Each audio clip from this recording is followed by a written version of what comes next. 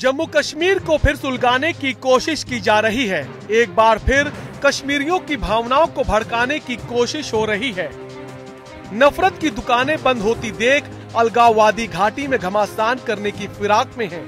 कश्मीर को बंद कर कश्मीरियों को ये बताने की कोशिश की जा रही है कि सरकार धारा 370 और 35 से हटाने जा रही है। सुप्रीम कोर्ट में 35A पर सुनवाई है। फैसला क्या होगा ये किसी को नहीं पता, लेकिन सालों से कश्मीरियों की भावनाओं को भड़काकर नफरत की मंडी चलाने वाले अलगाववादी दुश्मन देश के एजेंडे को बढ़ाने में जुटे हुए हैं। 35A के बहाने अलगाववादी कश्मीर को फिर हिंसा की आग में झोंकने में जुटे हुए हैं। कश्मीर में सेना तैनात है। आखिर अनुच्छेद 35A क्या है, आइए समझते हैं।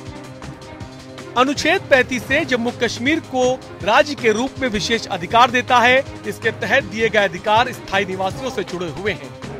राज्य सरकार को यह अधिकार है कि वो आजादी के वक्त दूसरी जगहों से आए शरणार्थियों और अन्य भारतीय नागरिकों को जम्मू कश्मीर में किस तरह की सहूलियतें दे अथवा नहीं दे। अनुच्छेद 35A को लेकर 14 मई 1954 को तत्कालीन राष्ट्रपति डॉक्टर राजेंद्र प्रसाद ने एक आदेश पारित किया था। इस आदेश के जरिए भारत के संविधान में एक नया अनुच्छेद 35A जोड़ दिया गया। अनुच्छेद 35A धारा 370 का ही हिस्सा है। इस धारा के कारण दूसरे राज्यों का कोई भी नागरिक जम्मू कश्मीर में ना तो संपत्ति खरीद सकता है और ना ही वहां का स्थायी नागरिक बनकर रह सकता है।